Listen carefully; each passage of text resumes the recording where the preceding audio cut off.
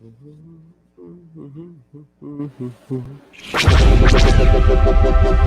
podcast is part of the Red 5 Network. For more Red 5 Network podcasts, visit red5network.com.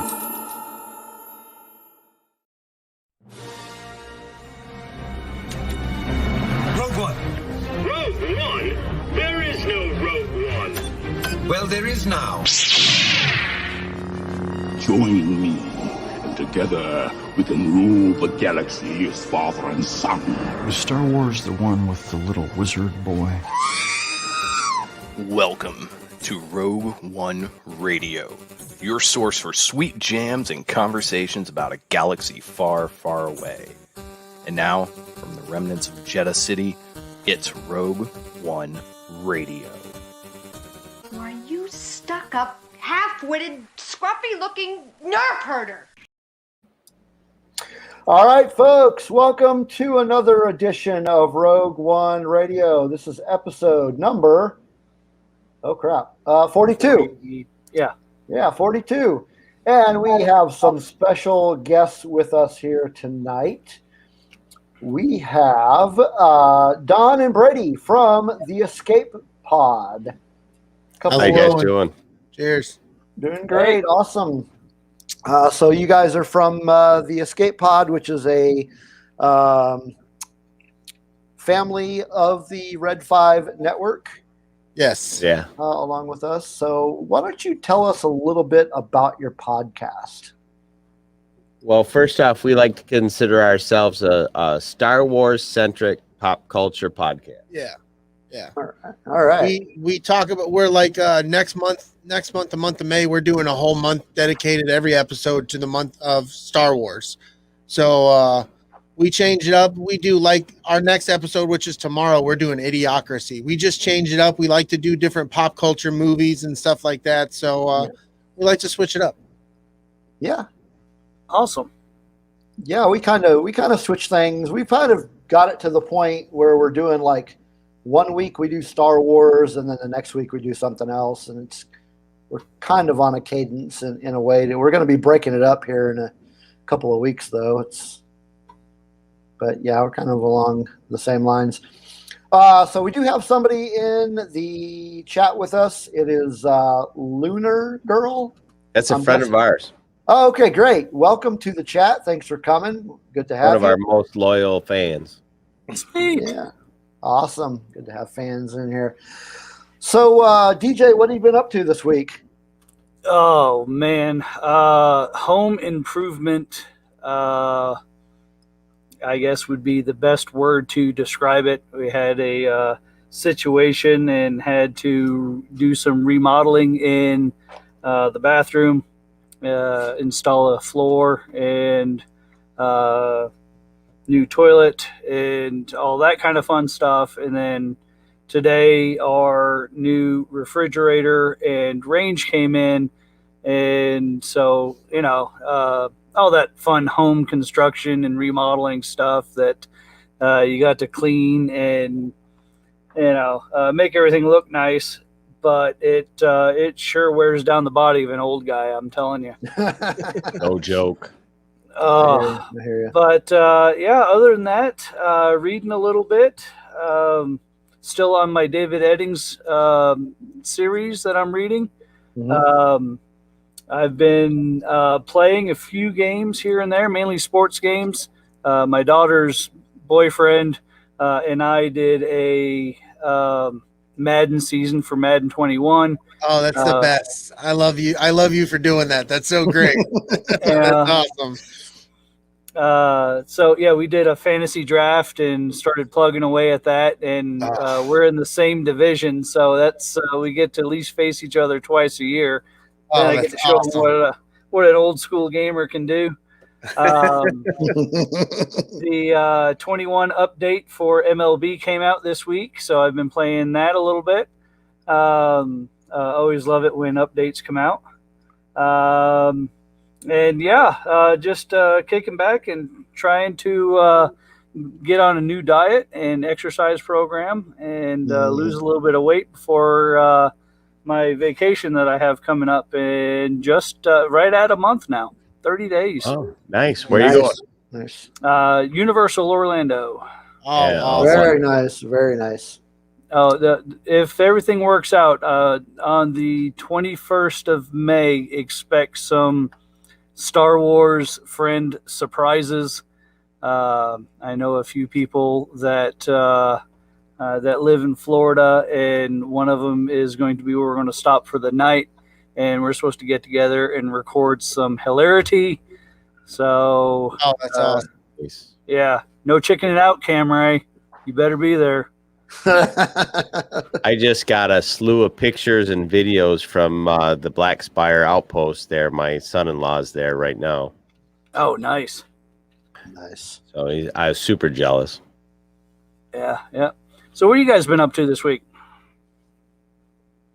I haven't been working. I took this week off, which is a voluntary unpaid leave of absence from my work. So collecting unemployment, but just haven't been doing much. Working around the house, picking up little things here and there, but kind of enjoying my time off. Nice. I've been working like a dog, as usual. I squeezed in a little bit of video game time on Sunday, playing that Godfall on PlayStation 5. Super fun game. And I've even squeezed in a few workouts this week, so I'm finally kicking that off. Oh, video game wise, I played a little NBA 2K21 next generation for Xbox Series S. Nice. That's been my game of choice lately. Nice. Cool. So yeah, I haven't been playing much in the way of video games. I finished the story mode for Marvel's Avengers.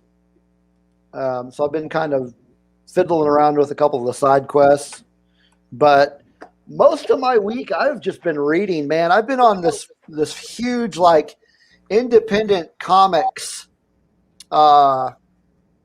binge, I guess you'd call it. Just kind of reading a whole crap ton of independent comics, mostly Image and Boom.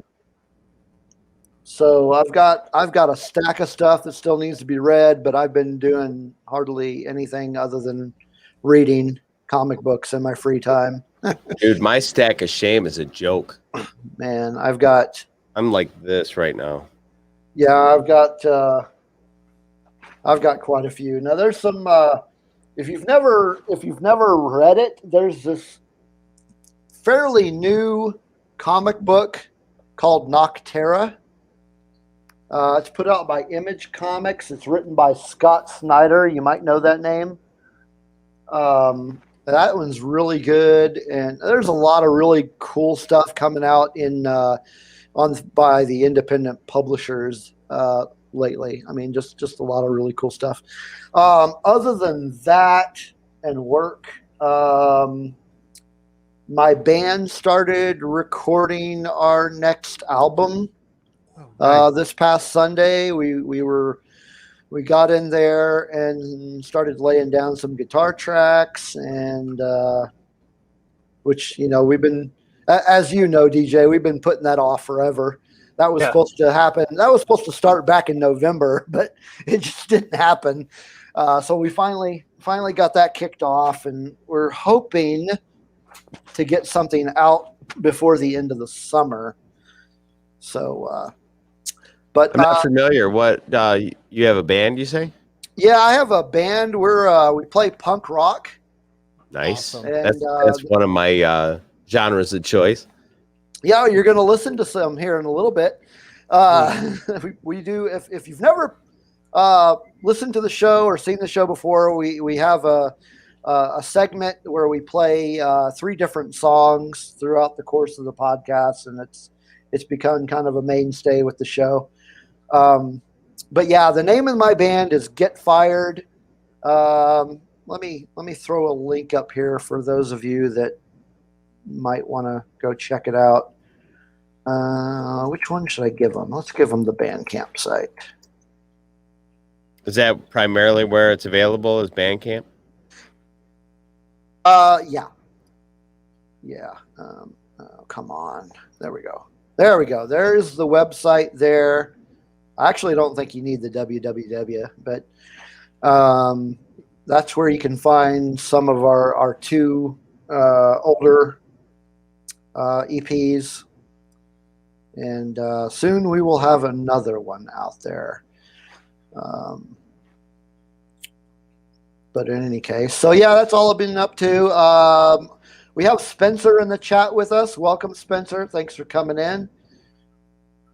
He is another comic book fan. He responded to we were talking about Noctera. He says Noctera is awesome, and it is. You really should check it out if you haven't. Another new one that just has one issue now is called Geiger. If you're into the kind of post-apocalyptic genre, Geiger is amazing. It's written by Jeff Johns is one of the writers. I think there's another writer, but I could be mistaken. I might be thinking of another book that has two different writers. There's some street cred for you. Jeff Johns is the writer, and Gary Franks is the artist. So really good stuff there. So yeah, you're right. Jeff Johns, that's some street cred, writing for an independent of all places. Right. You know, he generally doesn't write for independents, but yeah, it's another one I'd like to give a shout out to here. Most of these I've just recently discovered. This one is called Undiscovered Country. This is the trade, the first volume. It is also kind of a post-apocalyptic thing. But it is co-written by Scott Snyder and Charles Soule. Okay. A couple of names you might recognize there. Snyder's pretty famous. Cool. Really good book. So yeah, just a lot of reading, and I don't see it slowing down because I've got a Google document of stuff that I have left to read, and there's a lot of stuff on there. RFB's in the house with us. Welcome, RFB. What's going on? Yeah. I also just finished Claudia Gray's new book, Into the Darkness. I think it's Into the Dark. I think it's Into the Dark.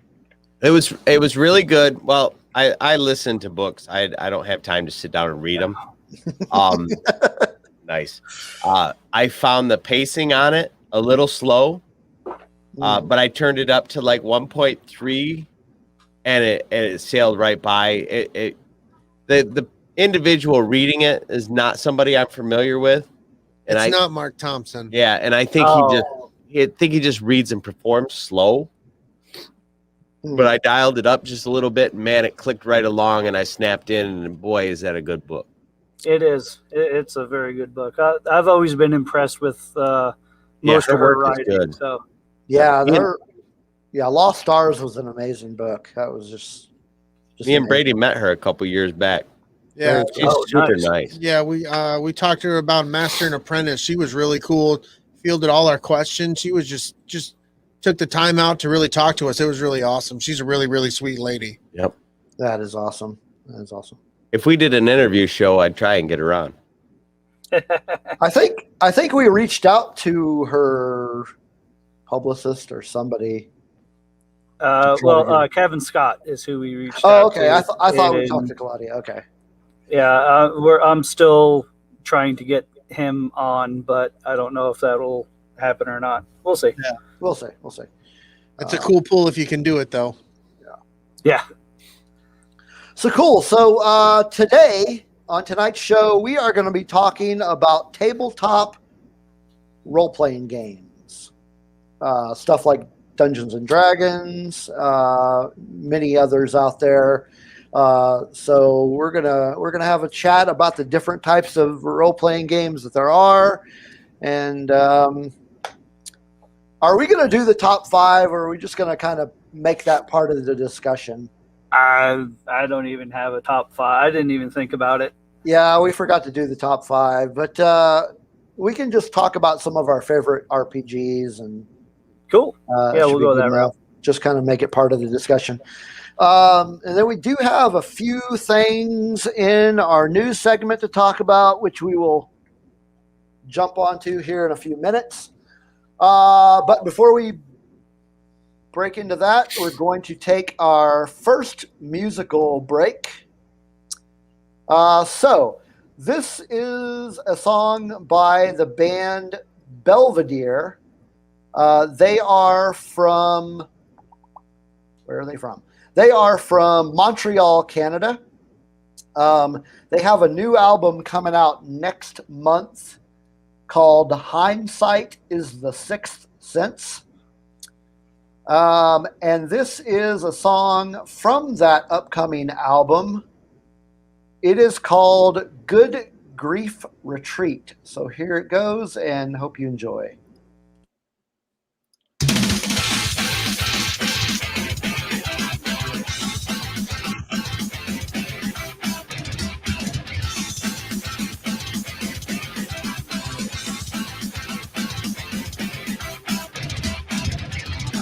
Killed him where he sat. This proletariat doesn't know a day goes by. When he dies, the children cry. An economic apologist. Hate purses through his lips. Doesn't stand for empathy. Doesn't work for you and me. And I say now, that's how we took a leap of faith. And he rode the street, no one claims anymore. With no divide, unite his peers. The devil's face becoming clear.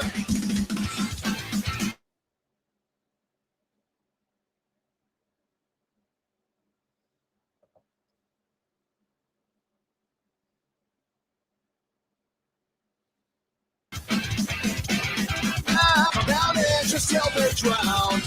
An economy that doesn't care. The new death-like nightmare. Present laws with little things. Mass oppression, but nothing we say now. That's how we took over. And he rode the street, no shelter anymore. With no divide, unite his peers. The corporate veil should do some here.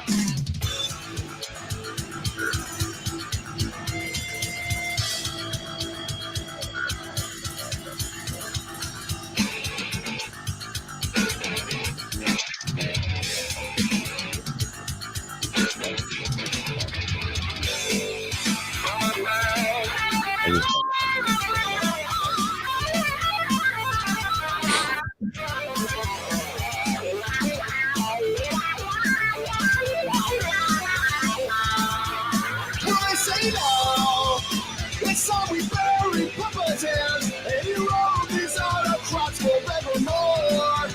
It comes out roaring like a flood. The dam is broke, the taste for blood.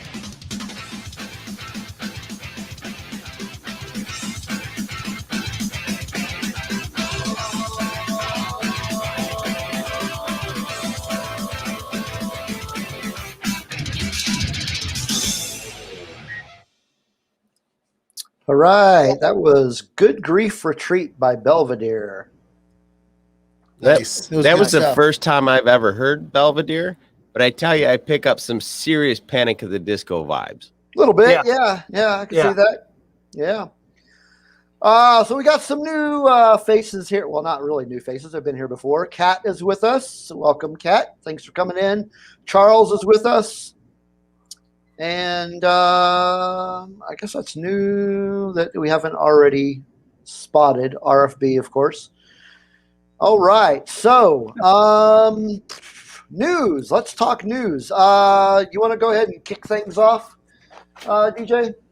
Yeah, sorry. I just got an interesting text message. It's pretty funny. I don't know if this has ever happened to you guys, but you get a text message, you look at it, and you open it up, and it says, "Hi, Tori." And I'm like, what? "Thanks for visiting us at our clinic. Your results will be coming in soon." I'm like, oh, no. It's the media. Wow. So, yeah. Wow. Stay tuned. But yeah, man, news. So yeah, this is pretty cool. The long-awaited, long-expected Flash standalone movie has entered its production phase. We've gotten a couple of Aquaman, Wonder Woman, the Superman movies, and after Justice League, it was like, all right, well, let's get to Flash and see if they're going to do a cyborg or not. But after much delays, that they have already begun filming. So this is one that I'm kind of interested in. I liked the Snyder Cut version of the Flash a little bit better than I did the original. You kind of got a little more behind the scenes with the character, and wasn't too bad with Ezra Miller's portrayal of the character. Flash movie news. It is finally started. Very cool. Now, in regards to said Flash movie, we do have an announcement that it has been confirmed. This is no longer a rumor. It has been confirmed that Michael Keaton will reprise his role as Batman in The Flash. So pretty excited about that. Definitely. That we'll get to see. Kind of confirms the idea that they might be going in the direction of a Flashpoint movie, which will be really cool. Well, didn't they confirm Affleck as well? So I believe they did. Yes. That's at least two Batmans that we have. Yes. So now, what would be interesting is if they got Christian Bale in there to do it as well. That would be. I'm all about that kind of stuff. I always say this on our show: feed this baby bird because I want it. Like, do it, man, do it. right? Yeah. And you figure they got the Twilight guy already on contract, so they don't even have to sign something new for him. Right? Yeah. Can you imagine that? I'm Batman. No, I'm Batman. Patterson, right? No, I'm Batman. All they got to do now is bring in Adam West. Yeah. Oh yeah. Well, that could get weird. Yeah. I kind of want them all to stand around in a circle and go, "We are Batman." Adam West is forever Adam West from Family Guy for me. I can't unsee it anymore. Right? Yeah. I was gonna say I don't think we're gonna see a cyborg movie. That was pretty much the Snyder Cut. Yeah. I don't think Ray Fisher's coming back. They're talking about. I was reading an article. I guess it was a couple of weeks ago that they're thinking that they're going to recast the character. So I don't know. I was happy with the way that it showed in the last version of the Justice League. So if we don't get that character. We don't get that character. Not every character gets a standalone movie. So they fleshed him out pretty good in that movie. They really did. Yeah, they did. Let's see what's next. Were you guys fans of the movie Mad Max Fury Road? Absolutely. Well, it has been announced that the prequel Furiosa is going to start production in June. Nice. So we are going to get a prequel to Mad Max Fury Road with the character Furiosa. Now, as far as I know, what is her name? Charlize Theron is not going to play that role. I'm not sure. I'm looking through the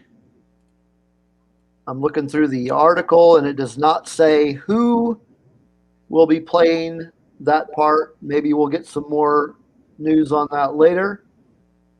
Or maybe I think she's busy working on the Old Guard too right now. Yeah. So the prequel is going to be directed by George Miller. So no big surprise there.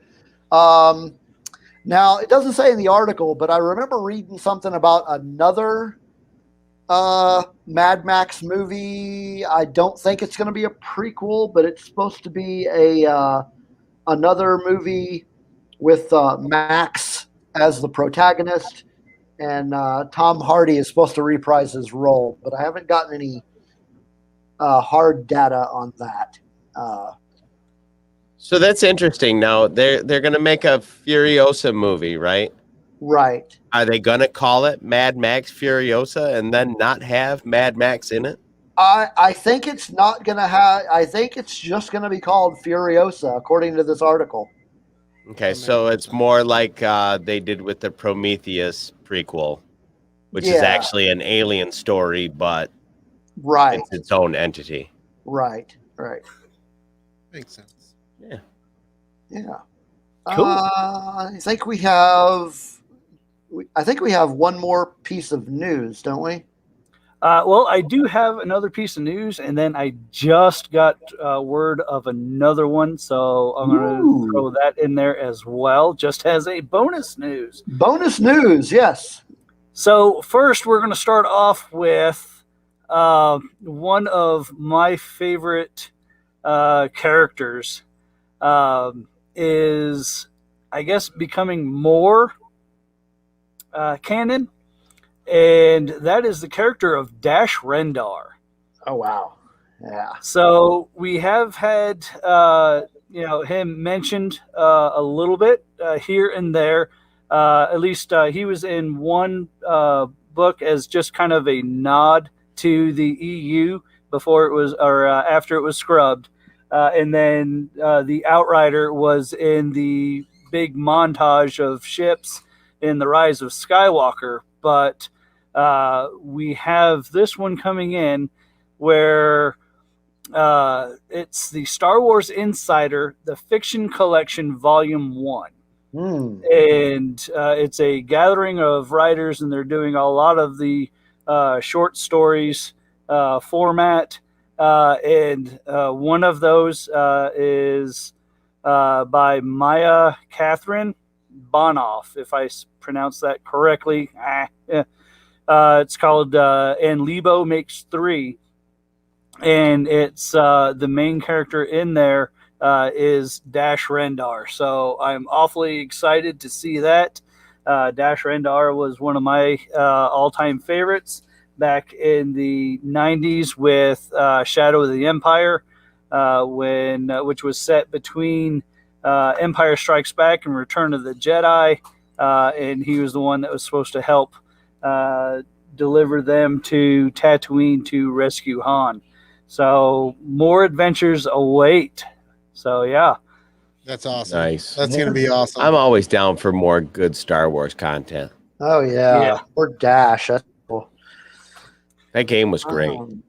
The game was great. The book was great. It had a great soundtrack that was with it as well. There was just so much goodness in it.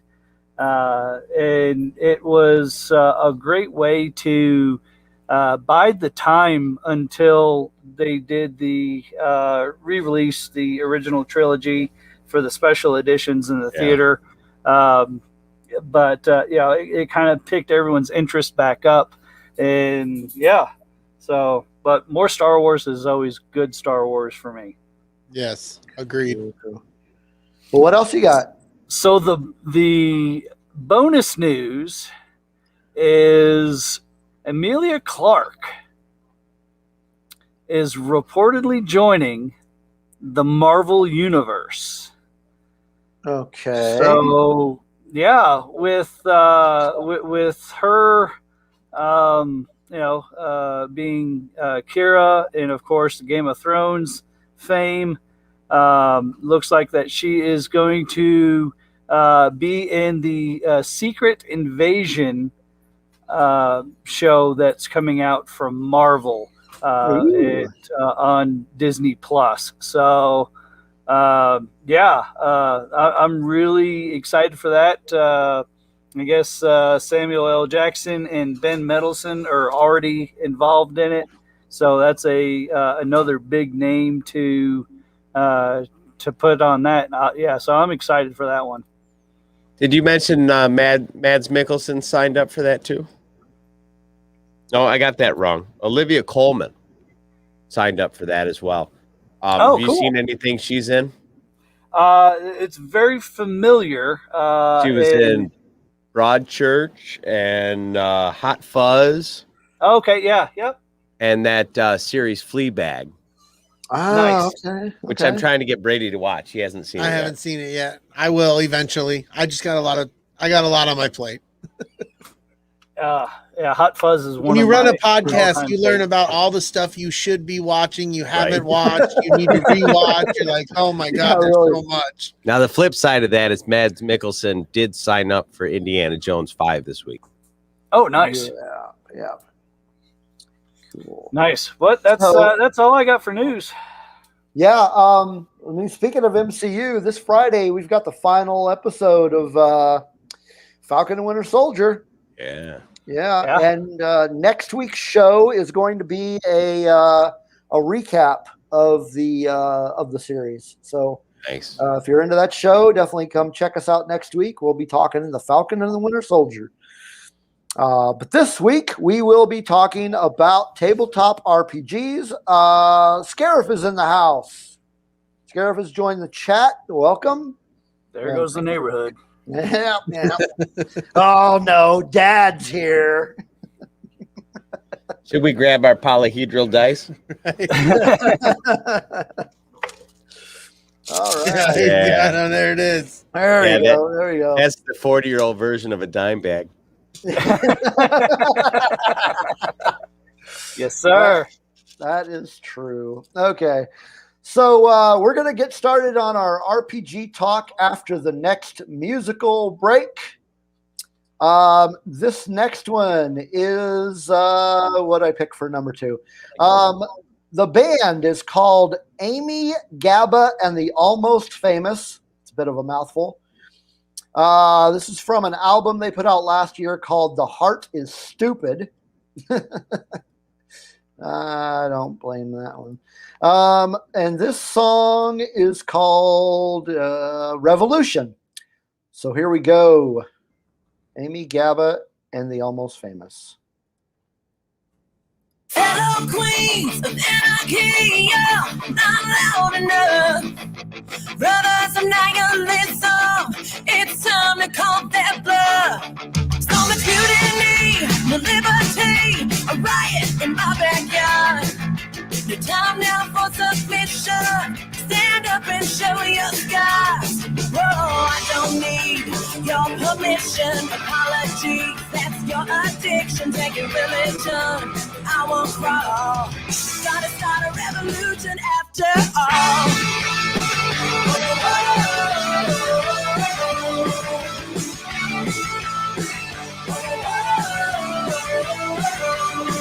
Fucking 480, the wall alive. It's time to tear them down.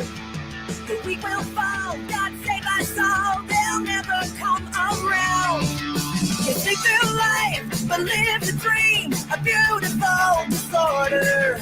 You're deaf and blind, utopian mind, it never will reward her. Whoa, I don't need your permission, apology, that's your addiction, take your religion, I won't fall. Gotta start a revolution after all.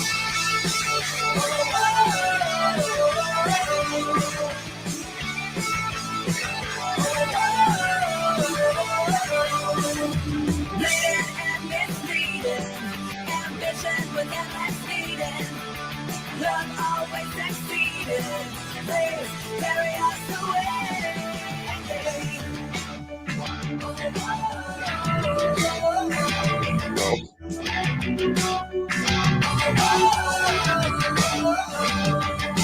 Hello, queens of anarchy, yeah, not loud enough. Brothers of nihilism, it's time to call them love.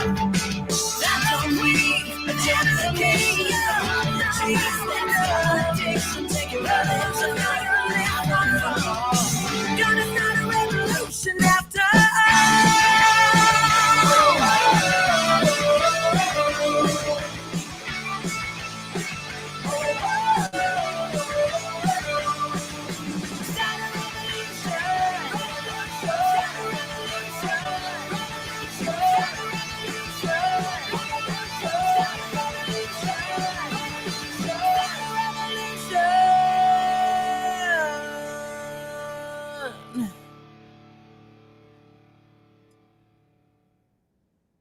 All right. It was Amy, Gabba, and the Almost Famous.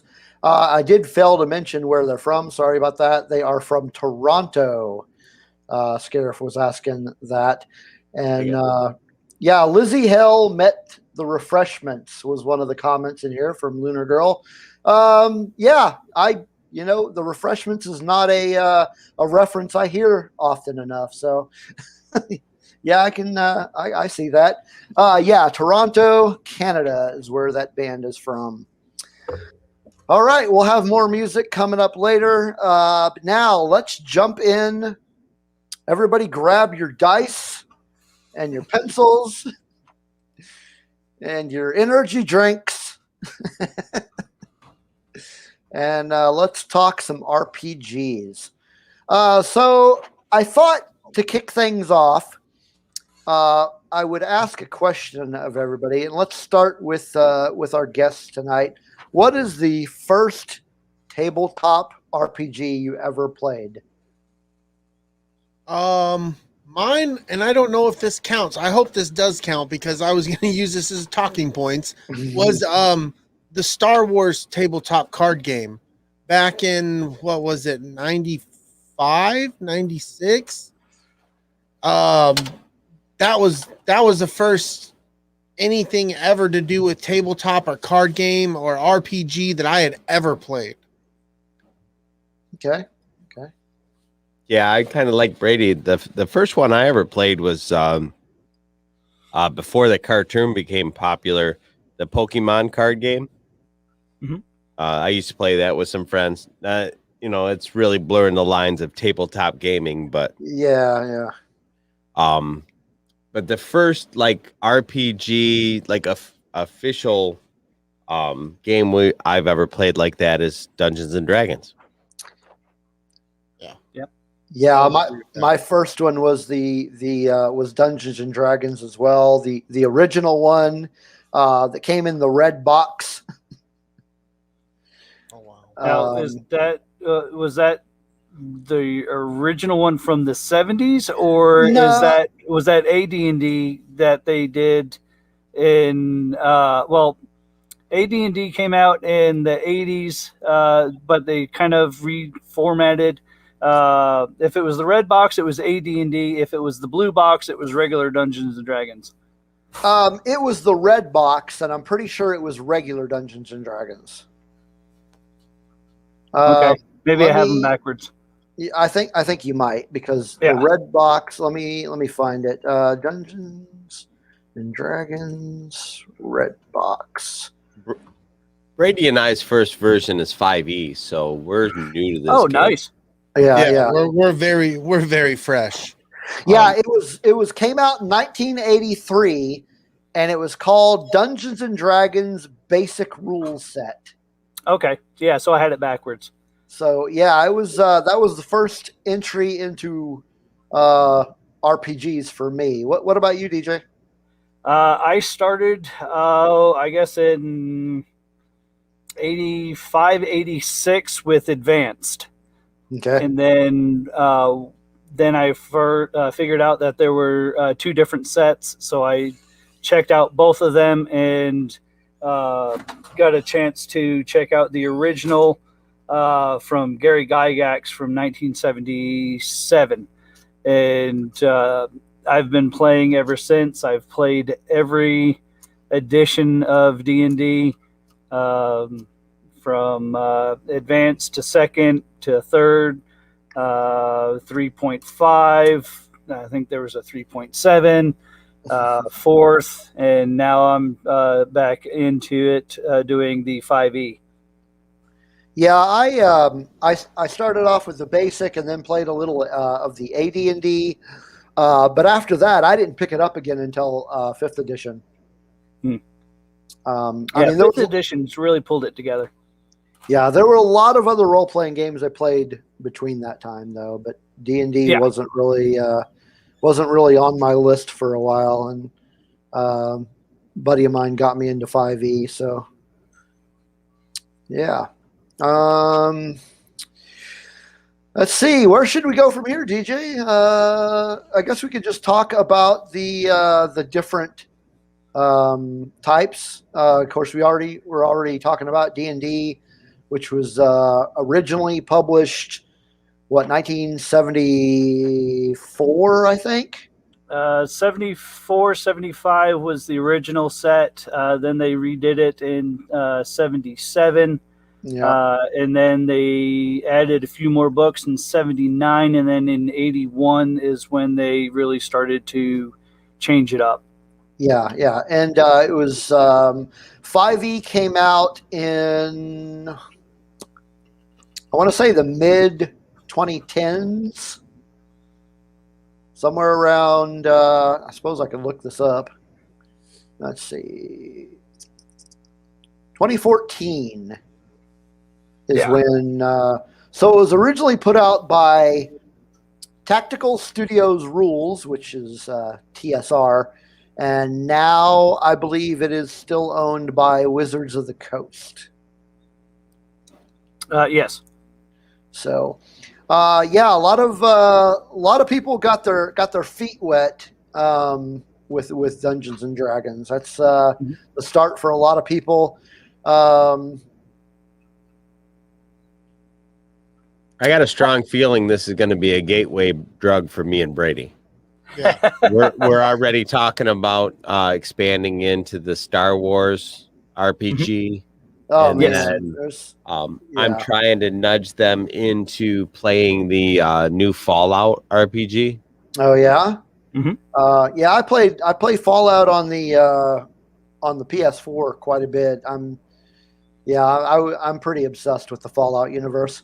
Yeah, me too. I actually did not know that there was an RPG. I'm kind of ashamed that I was not aware of this. It literally just came out within the last few months. Now, are you talking about? Is it a board game or is it an actual? No, it's an actual. Is it a D20 times 2 or something game? There it is. Oh my God, I gotta have that. Right? Steve is now hooked. I saw that and I was like, man. this is something I need to put my hands on. Yeah, I gotta have that. Oh my God, That's fantastic. sign up for the mailing list. Yes, take my money. I have to go get a different beer. This one is a rock. Oh, I don't know if geez. you guys saw it, but while you were playing the musical break, Brady handed me a beer. It's frozen solid, so it just foamed and foamed and foamed and foamed, and now it's just ice. Oh, man. Hey, we got a new visitor in the chat room. Just Jen is here. Hey, All right, what's up? I don't think I've seen her in the chat before. So welcome to Rogue One Radio. So if this is your first time, this is Rogue One Radio. This is episode number 42. You can check us out on the Twitter and the Instagram at Rogue1 Radio. And if you are watching on YouTube, make sure you subscribe and bust out that like button for me. But yeah, that's the cool thing about RPGs is that they have whatever your interest is, they're going to have a game for it.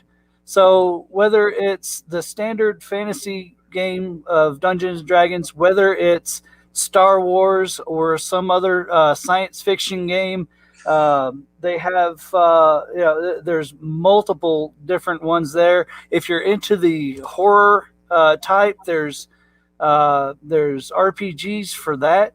It's basically just an all-inclusive way to sucker you into this fandom, and and you just let your imagination go wild. So absolutely. The one thing that I've learned about this version of game playing that I wish I had learned much earlier. If you're a creative type person, this it plays right into your strong suits. You're behaving as you're a character. It's a little bit of acting, a little bit of imagination, and some hanging out with your friends.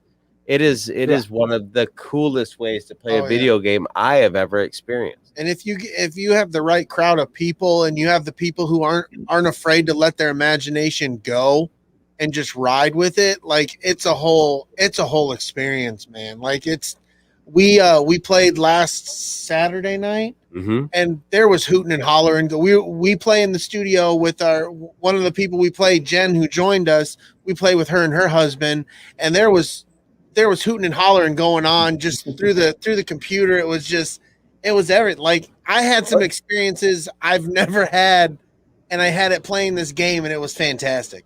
What game were you playing? D&D. We were playing D&D. 5e. 5e. Yeah. Very cool. Very cool. What are you playing? What's your character? I am a fighter, half human, half celestial. And I'm a dragonborn soul knife rogue. Nice. Oh, one of my favorite characters for D&D, this is just a couple of years ago I played.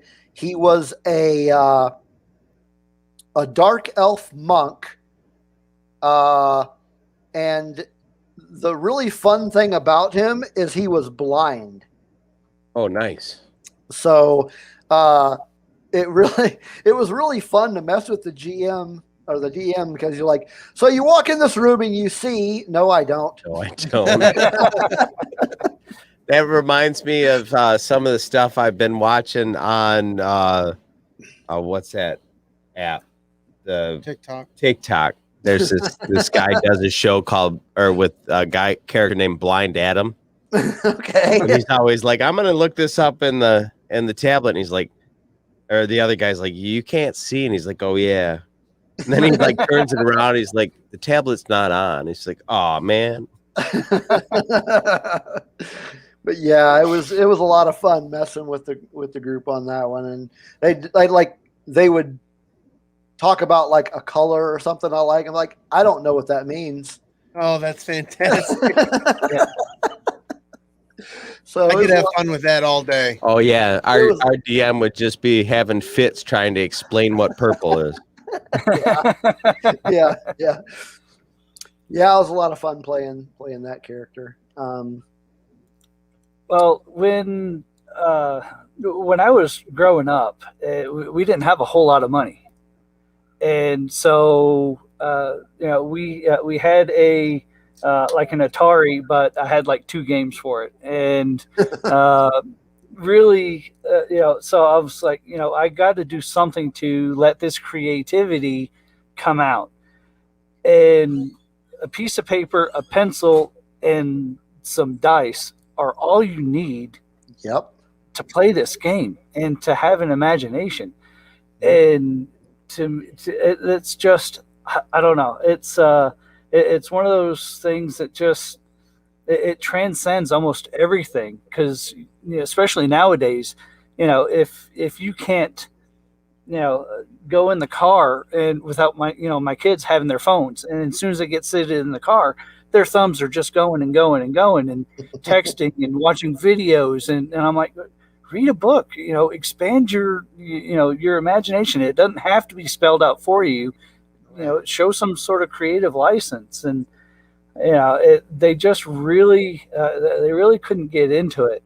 And I think my beginner, you were talking about gateway drug, and I think mine back in the day, and you guys might not remember these, but choose your own adventure books. I was just gonna bring that up, bro. I loved those. I absolutely love those. They taught us to have an imagination from the time we could walk. They're like, this is the way. Yeah. Yeah, absolutely. It's you come to you're in a path in the woods. It branches off to the left and the right. Which way are you going to go? Yeah. Right. Oh, I don't know. Let's see what's on the left. And oops, I made a mistake. Let me go back. All right, I choose right. Yeah. So, Definitely the non-computer version of Zork. Yeah. Dude, I remember when the first computer version of that came out. We used to play that over my buddies all the time on like a monochrome green monitor. Picks up the sword. Yeah. Do not understand. Yeah. I do not understand. So go ahead. Go ahead. No, go ahead. I was going to say, it's It's pretty interesting, and I can honestly say that Dungeons and Dragons had saved my life.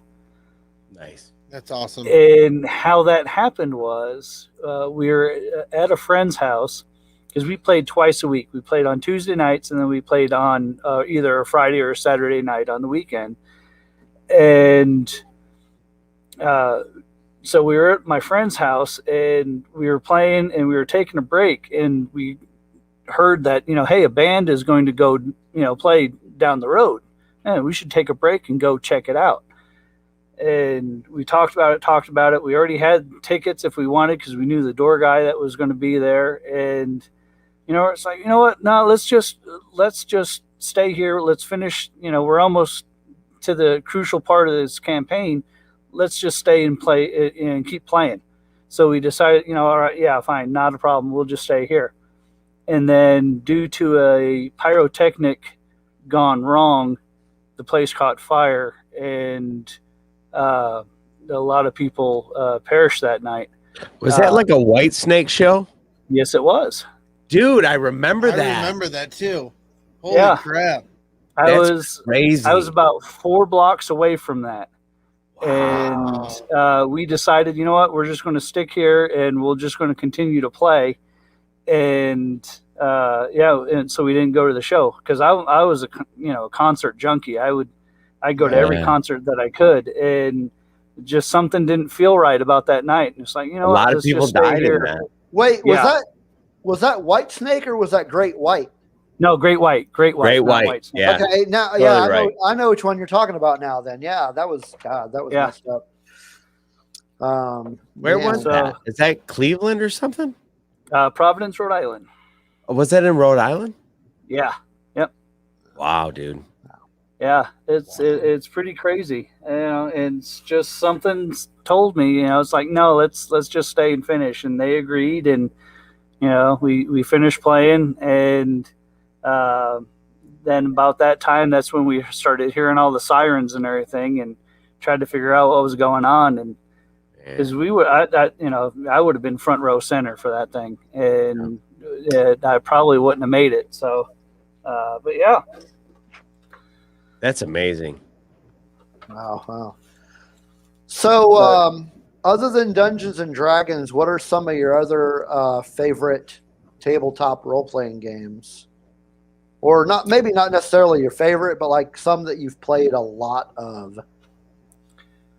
All I can speak of is Dungeons and Dragons. I'm going to be honest with you. See, my role playing goes into either card games or video games. Me too. Yeah. Like I'm a big RPG video game guy. Yeah. Oh yeah, definitely. That's my favorite. Yeah. Final Fantasy is like the tops for me. Yeah. Like it doesn't get any better than Final Fantasy RPGs.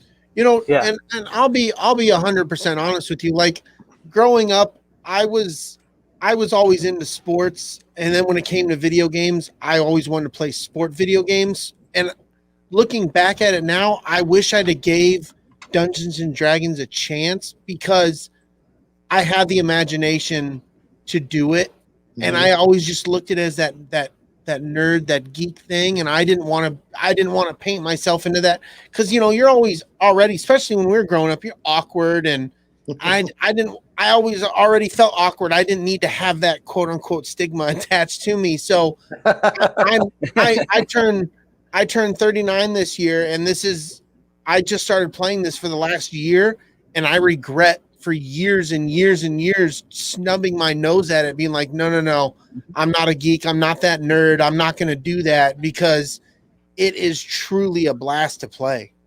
Yeah. Yeah. Yeah. It's pretty fun. I've played a lot, and you guys mentioned about thinking about getting into the Star Wars one.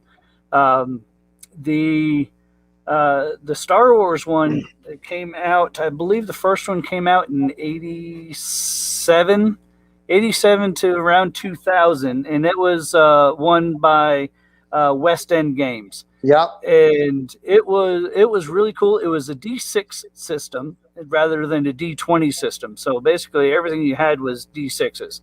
Yeah. So you could play with any of the, like the Yahtzee dice and everything that you had laying around the house, or you didn't have to have the special polyhedron ones. But it was pretty cool because you could get to pick whatever type of class that you wanted, similar with Dungeons and Dragons, but relate it with Star Wars. So if you wanted to be a smuggler, from a certain planet, you could do that.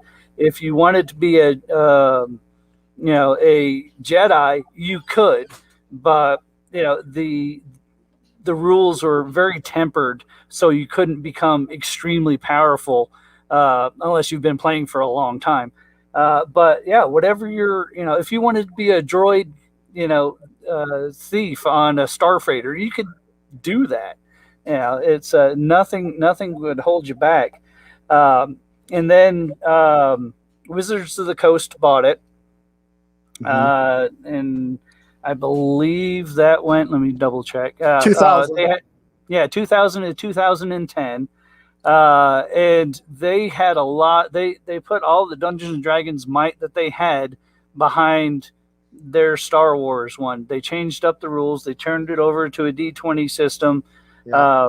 The character creations are just like you would find in a 5th edition D&D. And they did well with it, and they had a lot of adventures, a lot of supplemental rule books that came out, and it just really fueled the flames, because at that time there really wasn't much that you could get for Star Wars.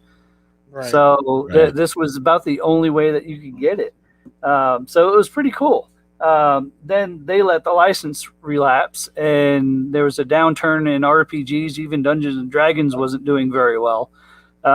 So Fantasy Flight bought it and kind of redid the system, made it a completely new custom system with colored dice rather than what number was on there. But they used the rule books from the original West End games and just kind of revamped it with a new dice system. So yeah, it's pretty cool. Really haven't gotten much into it. Fantasy Flight does an okay job with it. The last thing they published was in 2019, so resources are kind of hard to come by for that one, but there's tons of free stuff that's out there for specifically the West End games and a little bit for the Wizards of the Coast game. Yeah. I really like that system. At first the brand new dice system is kind of daunting, but once you figure it out, it's like it makes so much sense. Yeah. And it's really fun.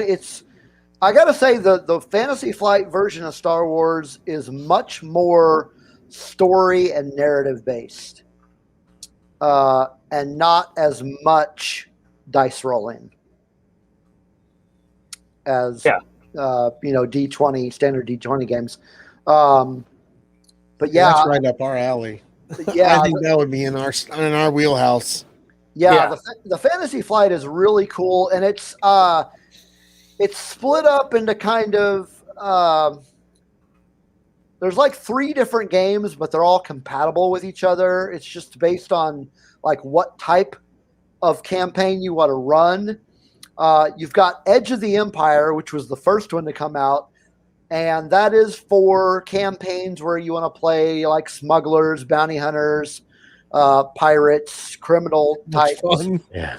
And then you've got Age of Rebellion, which is more, puts the war in Star Wars, where you're playing, as members of the rebellion. And then you've got Force and Destiny, which is if you want to play, the Force users. Now, I have played more of the Edge of the Empire than I have any of the other ones. I'd say Force and Destiny is the one I've played the least. But I've played a lot of Age of Rebellion too. But like I said, they're all compatible, so it's not like you can't have a Force user in Edge of Empire, or you can't have a bounty hunter in Age of Rebellion. They all the rules are the same. It just depends on what type of campaign you want to run. Nice. Now, we play D&D with two people that are novelists, and so they handle the DMing end of what we're doing, and they're incredible storytellers. So we super get like spoiled by people who are just writing good stuff. Nice. You know what we should try to do, JJ? We should try to host like an Edge of the Empire gaming session online. Oh man, cool. You're trying to get me in trouble with my wife, is what you're trying to do. That'd be a lot of fun. Well, yeah, it's I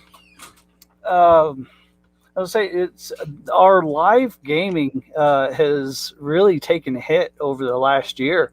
Oh yeah, with especially here in like New Mexico, if you have gatherings of more, well, I think it's loosened up now, but at one point it was 5 or more.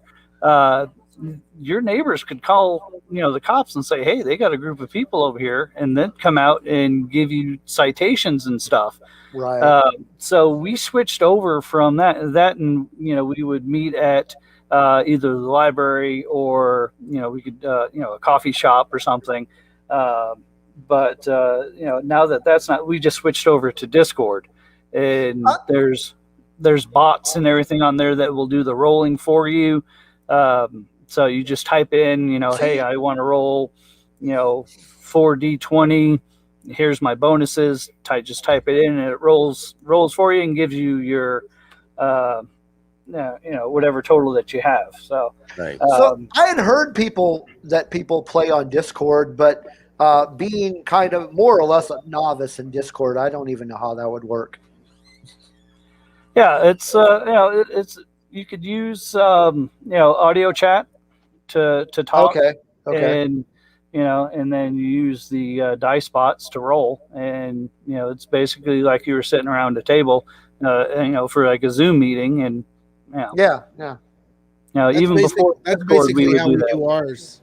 That's basically how we do ours, and we use Roll Google 20 Meet and Roll 20. We use, Google Meets and Roll 20. I've heard of so that we get nice visualization of what's going on, and that makes the storytelling even better. Oh yeah, absolutely. Yeah, the only online gaming I've done was with 2 or 3 friends, and we actually did it over Skype. Oh, nice. So and the game we played is the next game that I was going to mention. Is a game called Rifts, RIFTS. I've heard of that.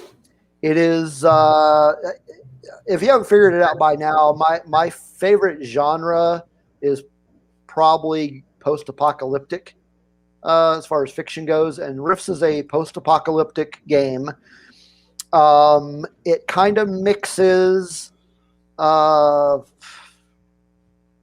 mechanics of like cybernetics, bots, kind of like Robotech maybe, and then kind of throws in some D&D stuff with magic and horror elements as well. And it's a really fun game. It's based off of the Palladium system, where it's not D6, it's not D20, it's not custom. It's all percentile based. So a lot of D10s. Or percentile dice. Your skills are all percentage based. So, like, say you have a skill in, say, let's just say handguns or pistols. Say your skill. Well, that's a bad example. Just random. Say swimming. Say it's a swimming skill, and your swimming skill is 40%. Well, if you are making a skill check, you have to roll below 40%. So it's an interesting dice rolling system. Again, when you first do it, it's kind of weird, but once you get used to it, it's very intuitive, and again, very storytelling, narrative based. So it's and the thing is, this thing was it was first published in 1990, and they are still publishing new works under the original publisher. Nobody's ever bought them, and the guy who owns the place, his name is Kevin Symbiata, or I probably pronounced that wrong.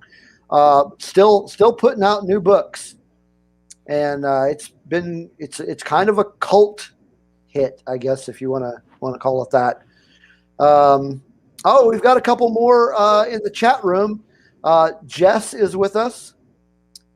She said, that's the one thing I sort of miss, but don't miss with the D20 systems percentiles. Okay.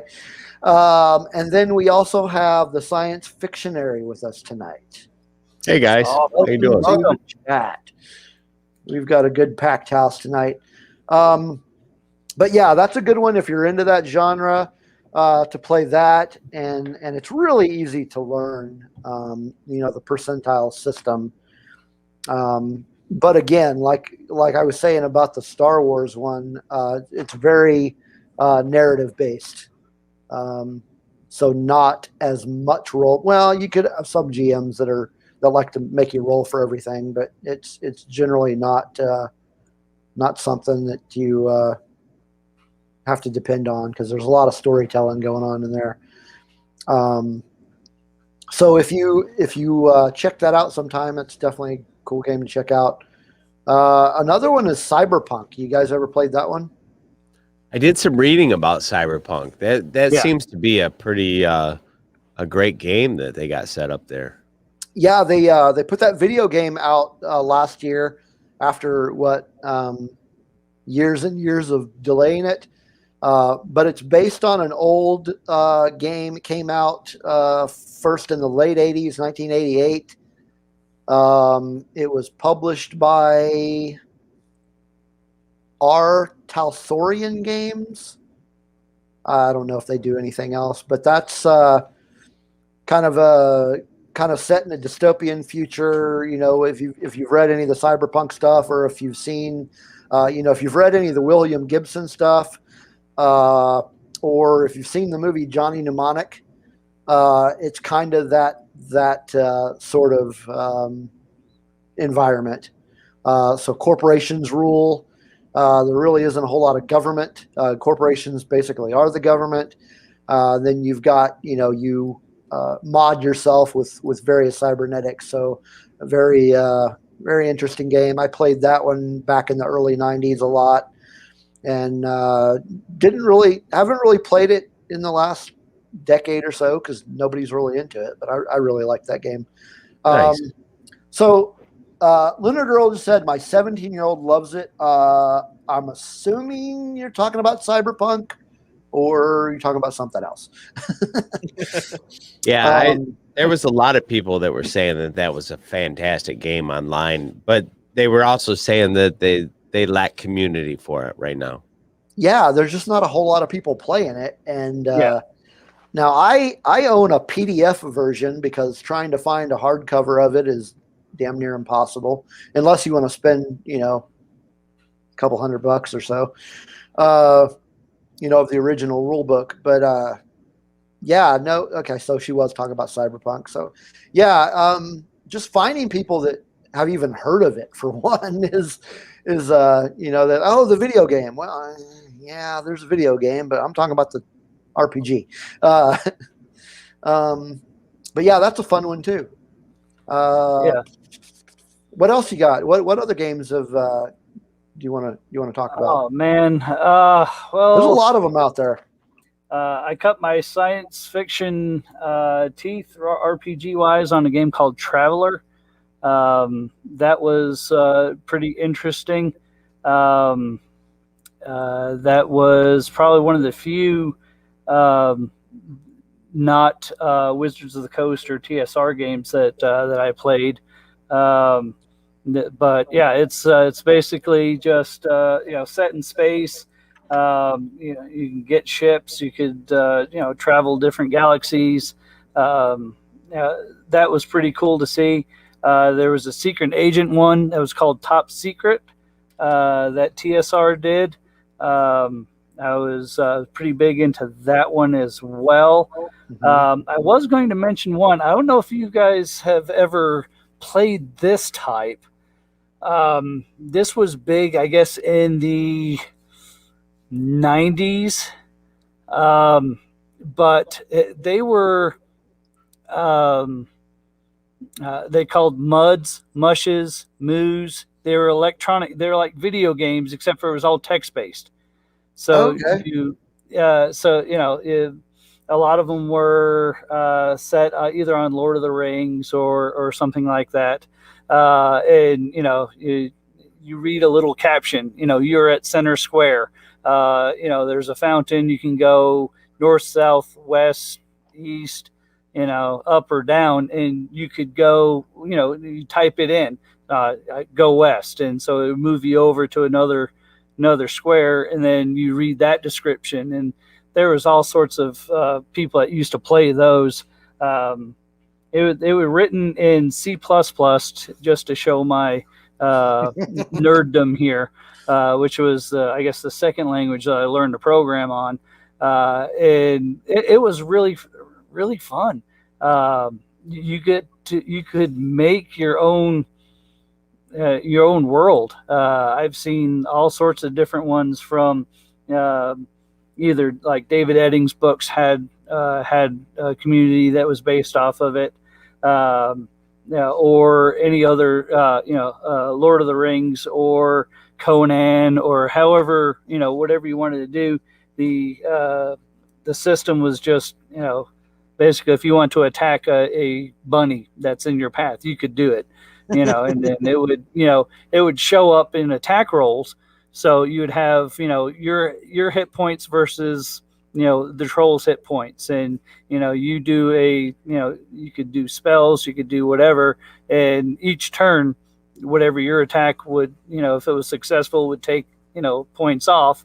And then whenever it was dead, then you could just loot it and get all whatever, and then you raise up in points. So that was another one that I enjoyed playing. The internet was in its infancy at that time. Yeah. So they were kind of hard to find, but before you could, really go out and make a, RPG Maker hadn't been invented yet. So you couldn't just put that into a Nintendo and just go to town. I don't know, just something different that I thought of, and not sure if anybody else had ever played anything like that. I learned on C++ and SQL. So I'm right there with you. I know exactly what you're talking about. Yeah. Oh, gotta love those. Did you ever play any RPGs that were kind of superhero in nature? Well, Marvel had the superhero game. Yeah, Marvel had one. I liked that one okay. To me, it was a bit tedious. Yeah. But it wasn't too terribly bad. But mainly for me, I got into the Star Wars one. D&D was another. Was of course the big one that I did, and I did try Vampire the Masquerade for a while. And Call of Cthulhu. I tried Vampire once, one session. I couldn't get into it. Yeah, it really wasn't into me, but Cthulhu was pretty cool. It was it was pretty dark, but given its source material, yeah. I Oh, he froze again. Uh-oh. I don't know if you're noticing our resident, I guess you'd call him nerd, but a friend of ours that has played just about everything, Jess in the chat. Mm-hmm. Like this, everything that we're talking about is all up in his wheelhouse. He knows all of this top to bottom.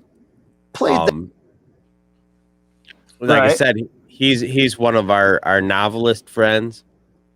Oh, cool. Just super fucking smart, understands all this stuff in a way that even if I get good at these games, I still won't understand them on the level that he does. And then I'm sure that his wife, Jen, is sitting there don't stroke his ego. It's already been Yeah, never give the DM ideas is a motto that is big around our table. But yeah, and that's cool that, these are games that can take, and I'm trying to think of a good modern analogy that for those that are listening that might understand.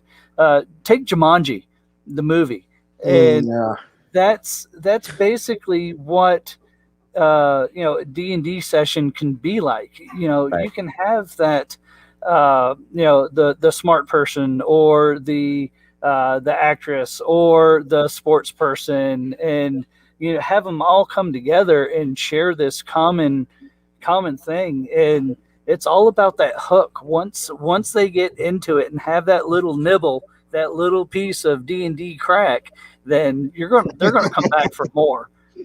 Yeah, that's the way we gotta have work. my fix. Exactly. Yeah. We do. Like after about 6 or 7 days, we're like messaging each other, going, "When are we playing again?"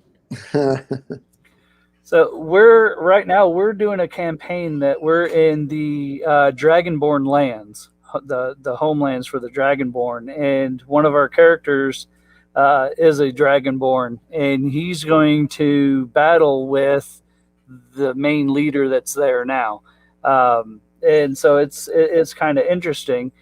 But we're already talking about what's next, and I think we finally decided to do the Odyssey of Theros one, which is similar to like ancient Greece, but we're going to throw in a few, and that's also a Magic the Gathering offshoot, I think. I believe Theros is from Magic the Gathering, and so Wizards of the Coast is really putting together all this different things. The Amonkhet book, which I had it printed out, but it's like a 40-page document that's all based off of Magic the Gathering. They're just transposing it over to D&D, and so and I know you guys were talking about card games, and I'm sure you're into Magic a little bit. I got into the Star Wars one. I tried Magic. I couldn't do it. I loved the Star Wars one, but the Magic one, there was too many variables for my ADHD brain to handle. Now, our buddy Keith Lehman, we bring him up on the show a lot. Magic is his thing.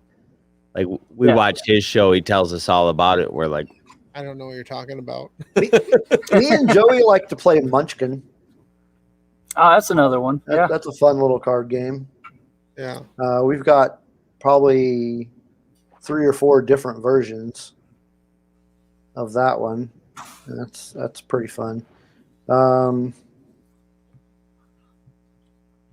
it's just, anything that allows us to be creative and to not necessarily be something we're not, but step into another pair of shoes for even a brief amount of time.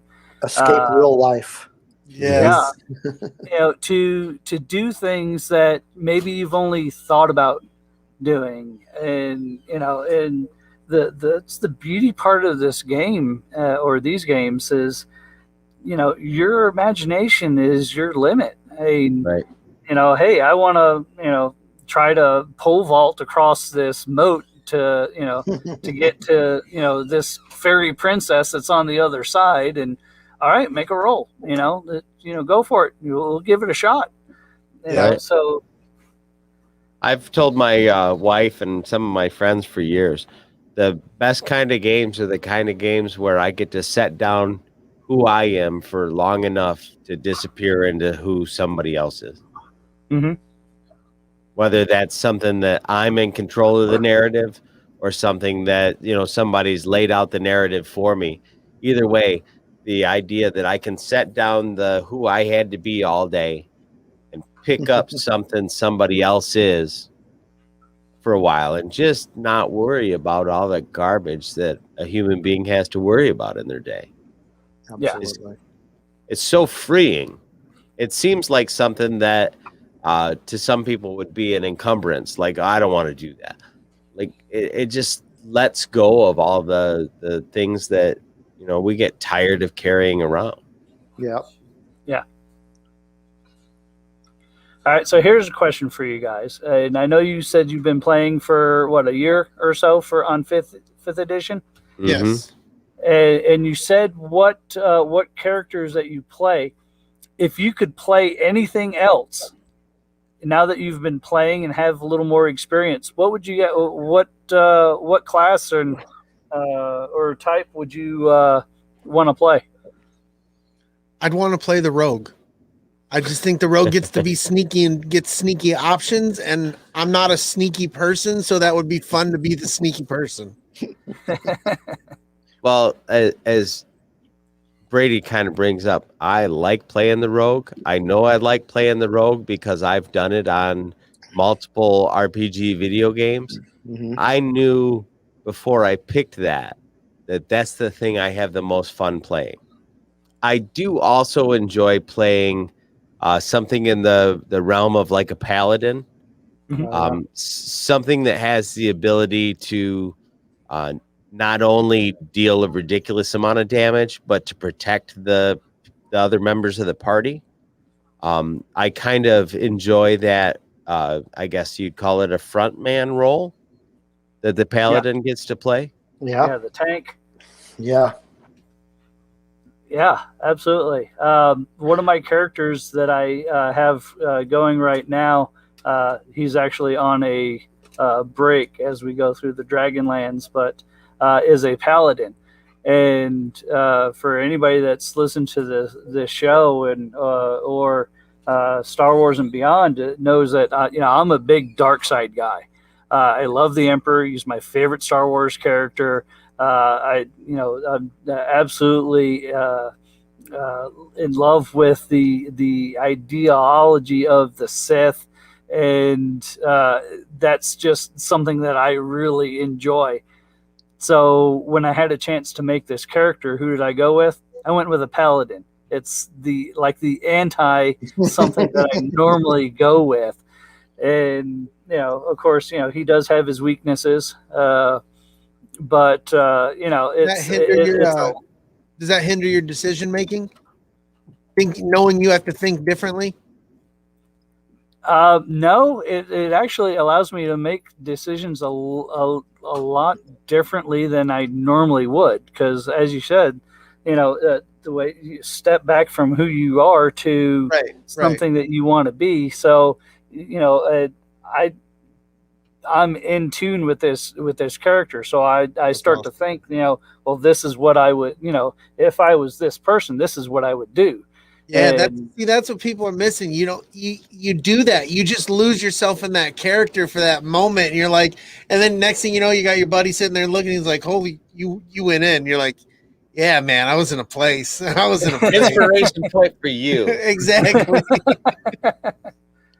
Before we get too far away from this exact part of the topic, have you guys played a lot of MMORPGs online? Like WoW and Final Fantasy 11 or 14, stuff like that? I cannot do that anymore. Just because you have a life? Well, I started with EverQuest. Yeah. When that first came out. And I got to a point where I was in one of the top guilds, and I was calling out of work to play. Right. And what broke me from that was I ran out of days to call out, so I had to go to work at the end of the very long campaign, and I wasn't there, so I didn't get the reward. Yeah. So we ended up cloning it, since I was there for 90% of this, this adventure. That so we cloned the special armor that we were supposed to get, which was a big no-no, I guess. Even though I logged more time than most people, for this game, I felt like I deserved to get the reward as well, and they banned my account, and which was probably a good thing, because really I had no social interaction with hardly anybody.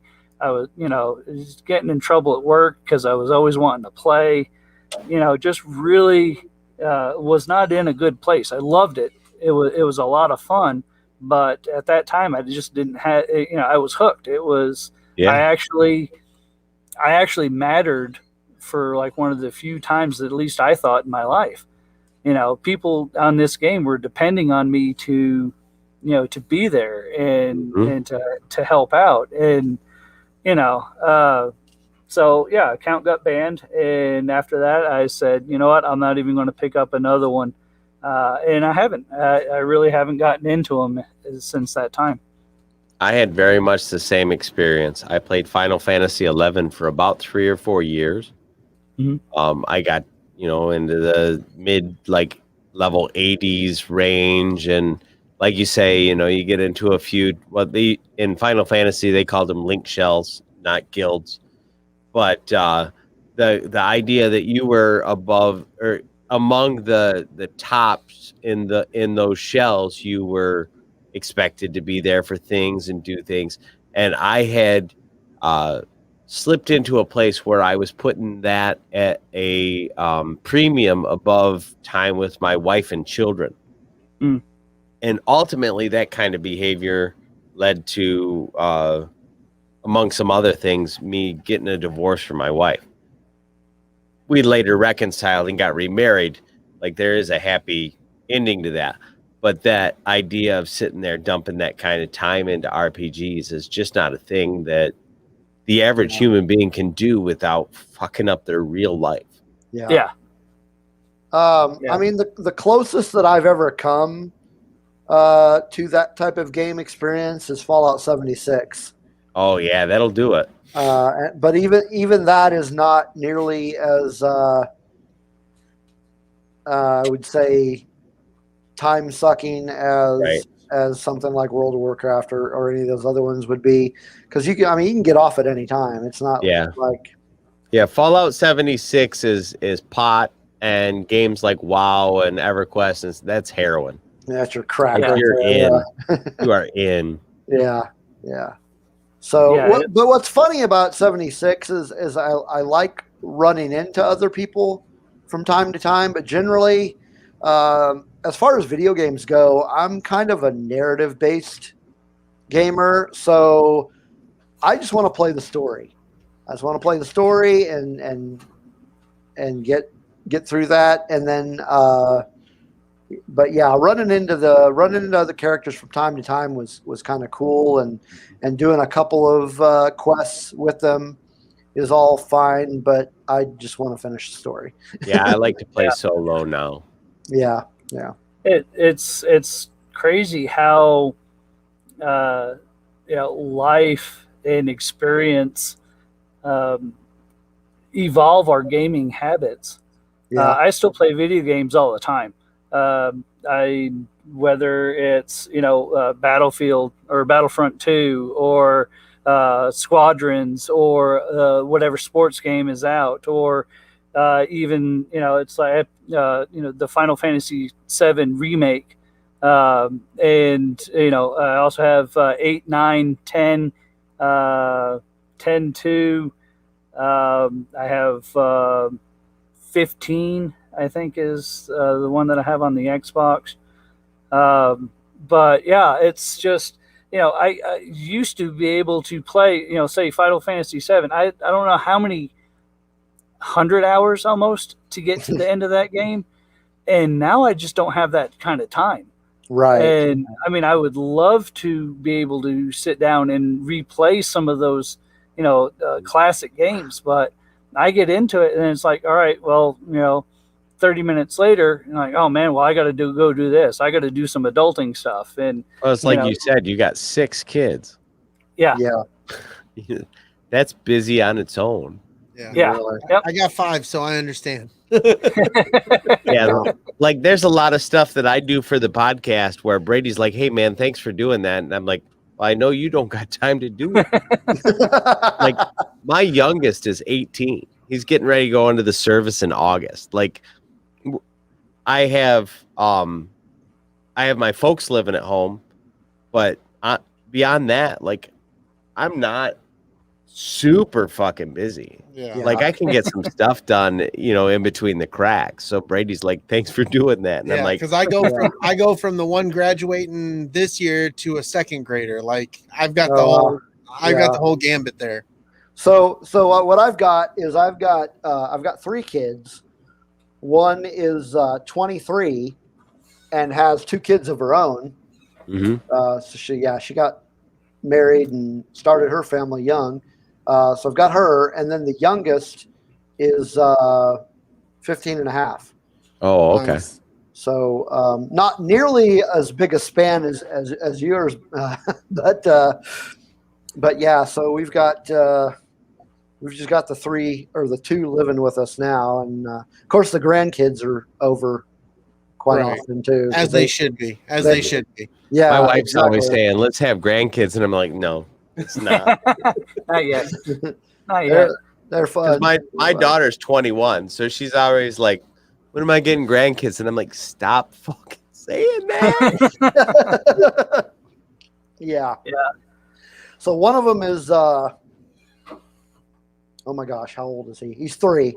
Yeah. So I got the 3-year-old, and then another one that is just passing her 6 months. Nice. Speaking of kids and grandkids, do any of your kids play D&D or play tabletop games? I don't know how long you've been listening or watching the show, but Joey used to be the co-host. He is 16 and he works, which is primarily the reason he's not the co-host anymore, is because he's always working. He's as soon as he was 16, he found himself a job. But yes, he plays tabletop RPGs very frequently as well. He really likes D&D, and he also plays the Fantasy Flight Star Wars. Nice. Awesome. My experience with you guys is, since we've been Red Fivers. So okay. But yeah, this was I don't remember when his last episode. Actually, he was on a few weeks ago with us, wasn't he? Yeah. I remember you had a third a few weeks ago. Well, we have guests on pretty frequently. Man, I don't remember which episode it was that Joey was on with us. I don't remember. Now, did your kid start doing it with you, or did he do it outside? I'm sorry. What was the question? Playing RPGs? Did your kid start playing RPGs with you, or did he start playing outside of you? Oh yeah, he started with me. I was it's my fault. Yeah, I got him into D&D, and then we played D&D for a while, and then he actually did play some Rifts. I had a Rifts game going on for a while, and then I got him into the Star Wars RPG one. DJ, it was our first Superman and Lois show. Oh, okay. The one we called Utter Chaos because of all the technical difficulties. That show was a mess, man. That was awful. Yeah, that was the last one he was on, but he was the co-host for a little while. awesome. But yeah, we're gonna have our first father-son show this Friday. We're gonna go watch Mortal Kombat with our kids, and then we're gonna come home and do a review in the studio. And that's gonna be our first time we've really ever had our kids. We've done stuff here and there, but very small, nothing compared to how big this is gonna be. So it's pretty sweet. Right. It'll be a full-blown show. I was really bummed that he couldn't make it for tonight's show because he would have had a lot to say. Yeah, he's really into the RPG thing. But that's awesome. I'll tell you what, let's take a quick break and play another song, and then we can come back and either continue our conversation or close things up for the night. Thanks. Good. But for this break, this is a band from Maryland. I'm not sure what part of Maryland. They're called Idleminds, and this was from an album they put out a few years ago called Brick by Brick, and this is the title track. This is Brick by Brick. And let's see if I can get this to pull up here. Haven't had problems with the audio so far, but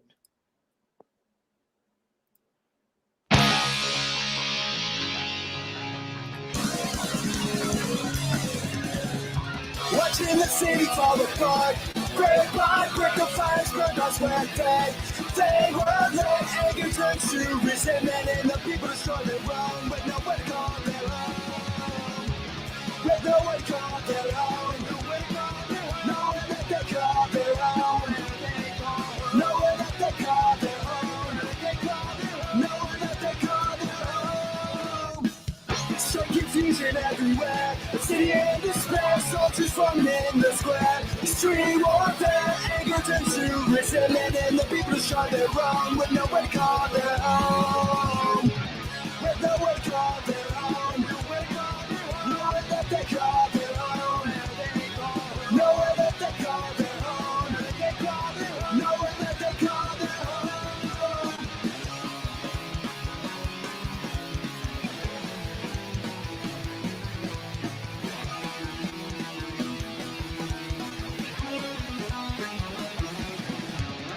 Watching the city fall apart, brick by brick, the fires burn us where they were led, anger turns to resentment, and the people destroy their own, with nowhere to call their own.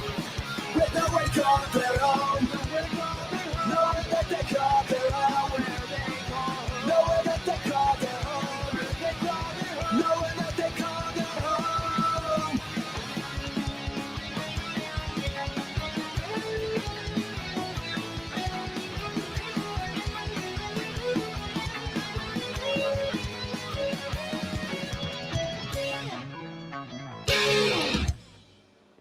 all right, Brick by Brick by Idleminds. Nice. We were really trying to place what that band reminds us of. Reminds me of. Go ahead. Reminds me of Pennywise. Okay. Yeah. We were thinking something from the Tony Hawk Pro Skater 2 soundtrack. Yeah. We can't place what band it was. Yeah. We were trying really hard. Let's see. Let me pull that one up. Pro Skater 2. Let's see. It's something like the Swinging Utters. Oh yeah, I love those guys. Or something like that.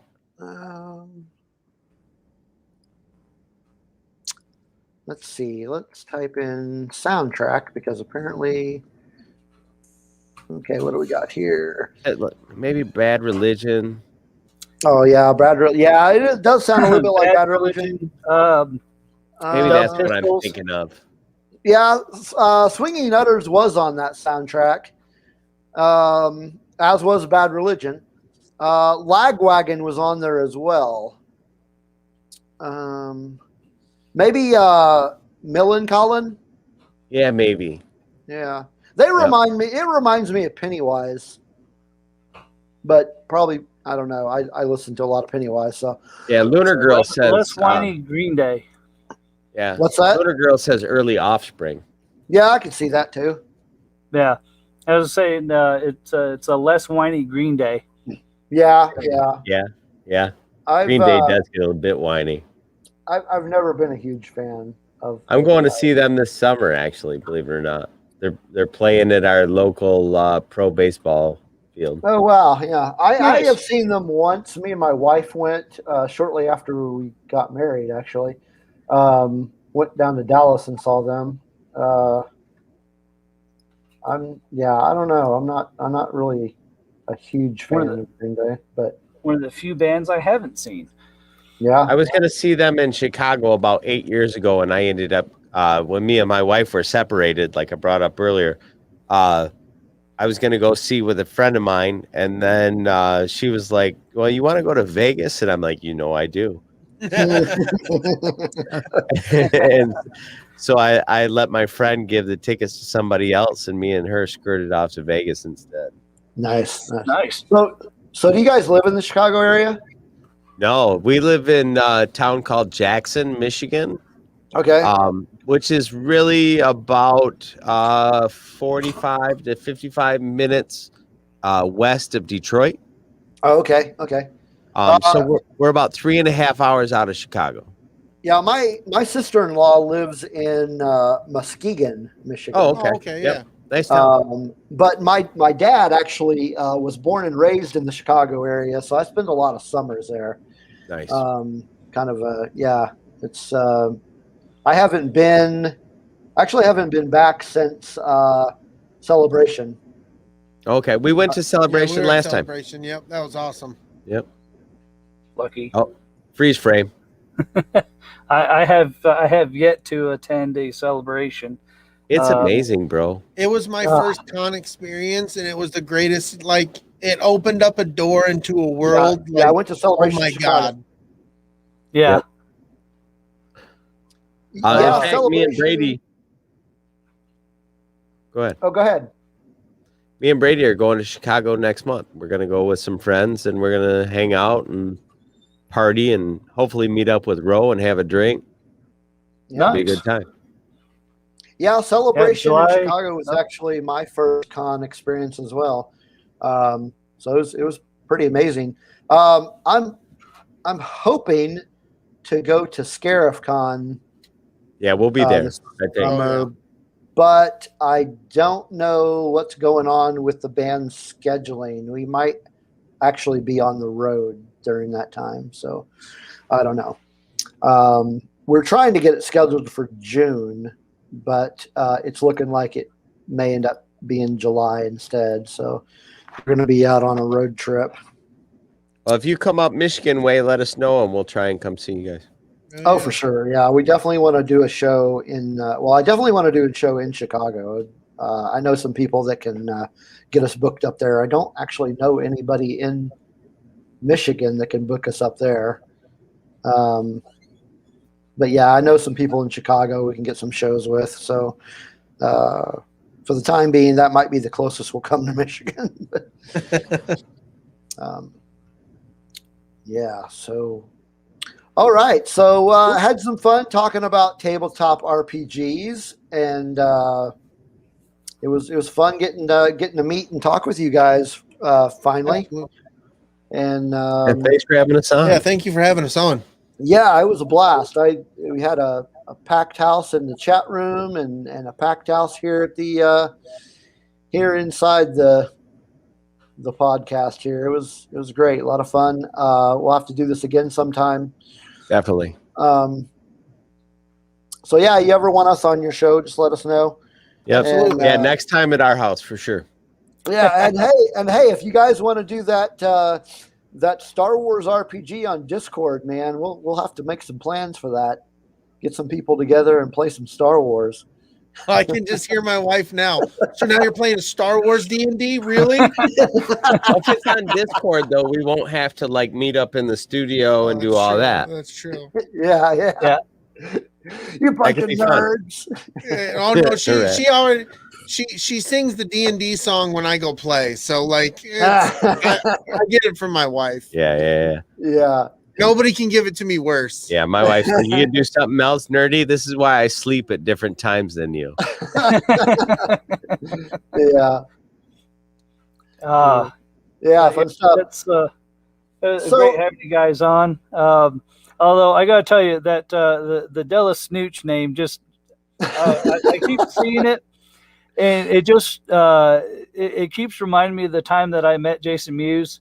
Yes. And, I'm telling you.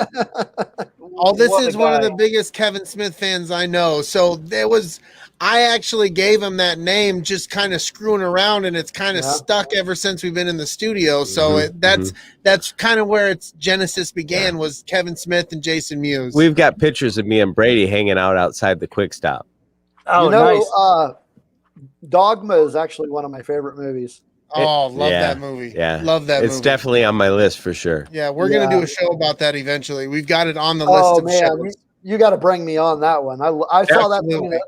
I saw that thing in the theater like 4 times. Yeah, maybe that'll be the episode we bring you guys on. We'll talk Dogma. That was a great movie. It was a great movie. Yeah, I'm a big Kevin Smith fan. So yeah, same. Clarke's was amazing. Actually, I don't think there was any of them that I didn't like. I even like Jersey Girl, believe it or not. I love that movie. Jersey Girl wasn't bad. Cop Out wasn't bad. Chasing Amy. Cop Out, I love. Chasing Amy was great. Chasing Amy's great. Mallrats, man. I just watched a TV show not too long ago with the girl from Chasing Amy. What's her name? Joey Lauren Adams. Yes. Called the show is called The United States of Terra. Oh yeah. It is a fantastic show, and Joey Lauren Adams is really good in it. I'll have to write that one down. Yeah, she's pretty amazing as far as an actress goes. She's good. Definitely. Yeah, they do some great stuff. And she's easy on the eyes too. Yeah, she's not tough to look at. Now, yeah. Have you ever watched his AMC TV show called Comic Book Men? Yeah. Oh yeah. We actually met Zapsik when we went to the Stash. Nice. Yeah, I would love. Yeah, I would love to visit there just to go see the Stash. You got to do it. You got to treat yourself, man, and do it. Definitely. Yeah. And especially being the big comic book guy you sound to be, like, you have to do it. Oh yeah, absolutely. I gotta warn you though, it's tiny. Yeah, it looks big in the show, but it's tiny. Yeah, no, I've been to enough comic book shops. I know that place is small. It's only like twice the size of our studio. That's very big. Yeah. But yeah, that'll be fun to do a Kevin Smith or a Dogma episode. Absolutely. Yeah, definitely. So next week we are going to be doing our recap of the Falcon and the Winter Soldier, since the final episode is this Friday. Looking forward. I am both looking forward and sad to see that one end. But yeah, so we'll be doing our recap. So that is what date is that? That would be. Well, let me pull up my calendar here. 27. While you're doing that, now I know personally the first couple of episodes of Falcon and Winter Soldier, I was pretty dry on. Really, I love them. And then as like the 3rd, 4th, and 5th episode, like it just picked up steam. I'm so excited to see where this goes. Yeah, it's gonna be great. It's gonna be great. Yeah, absolutely. So yeah, that I was episode, the same way with WandaVision. Yeah. Yeah. See, I absolutely. actually liked Falcon and Winter Soldier better than WandaVision. Didn't you? Yeah, I think they're I can put them in two different houses for me. They really so I are. can look at them differently. One's a seafood buffet, and the other one is literally like Mongolian barbecue. Like they're polar opposites. I enjoy this one more, but it makes a little bit of sense because my favorite MCU movie actually is The Winter Soldier. Yeah, I can see that. It's a good one. I'm more Civil War. Yeah, I like that one too. But Winter Soldier, it was just something about that movie was just amazing. The fight on the aircraft carrier. Oh man, that. And then the fight on the overpass. Mm-hmm. Oh yeah, that was sweet. That was just so great. Yeah, it was. So yeah, our recap show is on Tuesday the 27th. The week after that, Tuesday is actually May the 4th. So we are going to be doing an all-out Star Wars spectacular extravaganza show. We're going to probably have as many people on the show with us as we possibly can. And it's just going to be a Star Wars free-for-all. Nice. It's going to be crazy fun. But that is 2 weeks from today. I want to thank everybody in the chat for coming in and talking with us, and coming in, and all the new folks for coming and visiting. I hope you come back and watch some more episodes.